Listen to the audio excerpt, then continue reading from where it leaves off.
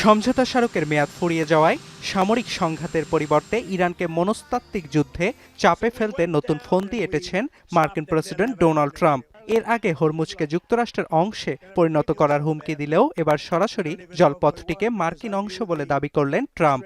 এছাড়া ওয়াশিংটনের সঙ্গে ইরান ন্যায্য চুক্তিতে প্রস্তুত নয় বলেও দাবি করেছেন মার্কিন প্রেসিডেন্ট।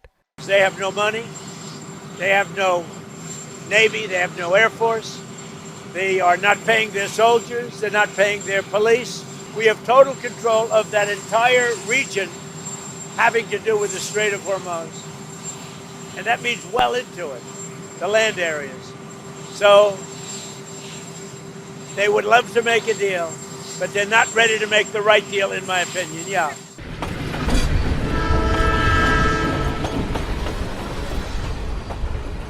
এদিকে যুক্তরাষ্ট্রের মুহুর্মুহু হামলায় দমে না যাওয়া ইরান নতুন করে প্রস্তুতি নিচ্ছে ওয়াশিংটনের বাণিজ্য নিষেধাজ্ঞা রুখে দিতে।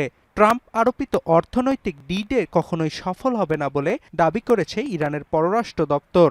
আর দপ্তরের মুখপাত্র ইসমাইল বাঘাইয়ের দাবি, মার্কিন বাণিজ্য নিষেধাজ্ঞা শুধু তেহরান নয়, সব দেশের বিরুদ্ধে যুদ্ধ ঘোষণার শামিল। ট্রাম্পের হুমকির তোয়াক্কা না করে চীন বলছে নিষেধাজ্ঞা কোনো পক্ষের স্বার্থ হাসিলে সহায়ক নয়। এর আগে ইরানের সঙ্গে বাণিজ্য সম্পর্ক পরিচালনাকারী দেশগুলোর বিরুদ্ধে ভয়াবহ অর্থনৈতিক অবরোধের হুমকি দেন ট্রাম্প।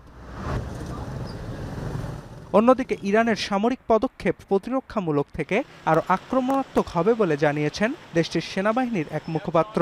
এর অংশ হিসেবে সামনের দিনগুলোতে শত্রুপক্ষের যে কোনো আক্রমণ আরও কঠোরভাবে দমন করবে তেহরান।